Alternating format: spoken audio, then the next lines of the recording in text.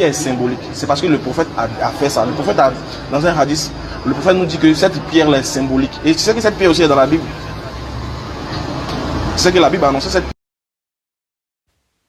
Voici le comble du ridicule. Selon ce monsieur, la pierre noire dont parle l'islam a été aussi annoncée dans la Bible. Ce monsieur fait référence au passage de Daniel dont je donne un extrait. Daniel chapitre 2, je lis le verset 34. Tu regardais, lorsqu'une pierre se détacha sans le secours d'aucune main, frappa les pieds de fer et d'argile de la statue et les mit en pièces. Selon ce frère musulman, cette pierre est identique et la même chose que la pierre noire de l'islam, ce qui est archi faux. Pourquoi? Voici 3 raisons. La première raison, la pierre de l'islam est noire. Or, la pierre dans le livre de Daniel n'a pas de couleur. Deuxième raison, la pierre de l'islam a la forme du vagin. Or, la pierre dans le livre de Daniel n'a pas de forme. Troisième raison, la pierre de l'islam est embrassée par les musulmans. Or, la pierre dans le livre de Daniel n'est pas embrassée.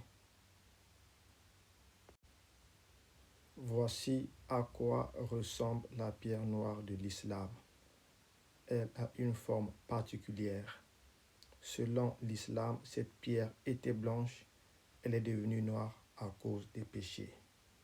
À droite, vous voyez comment les gens se ruent vers cette pierre pour l'embrasser à tout prix. Ça, c'est de l'idolâtrie pure et simple.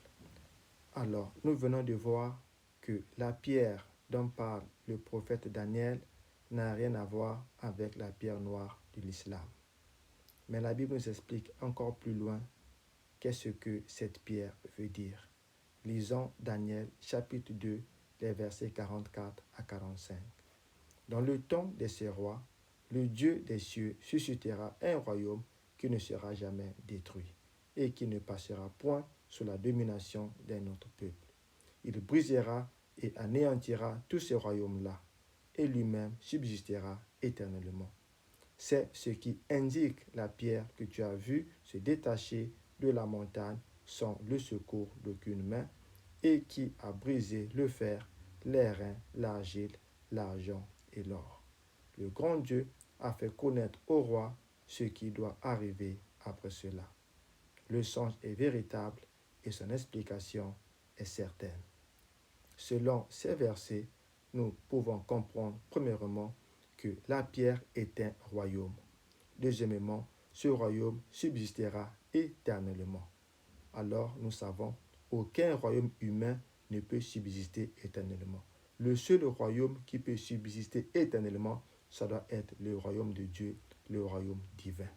Alors, chers musulmans, la pierre noire n'a rien à voir avec la pierre dont parle la Bible, en particulier dans le livre de Daniel.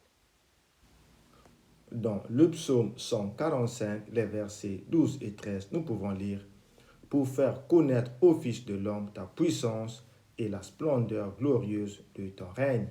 Ton règne est un règne de tous les siècles et ta domination subsiste dans tous les âges. » Nous voyons bien ici que seul le règne de Dieu va subsister dans tous les âges. Seul le règne de Dieu, c'est-à-dire le royaume de Dieu, peut être éternel. Dans Apocalypse chapitre 11, le verset 15, nous pouvons lire « Le 7e ange sonna de la trompette, et il y eut dans le ciel de fortes voix qui disaient « Le royaume du monde est remis à notre Seigneur et à son Christ, et il régnera au siècle des siècles. » Nous voyons ici que le royaume du monde sera remis à Christ, et c'est en ce moment qu'il régnera au siècle des siècles. Ce sera donc un royaume éternel. Pour terminer, la pierre noire de l'islam n'a rien à voir avec la pierre dans le livre de Daniel.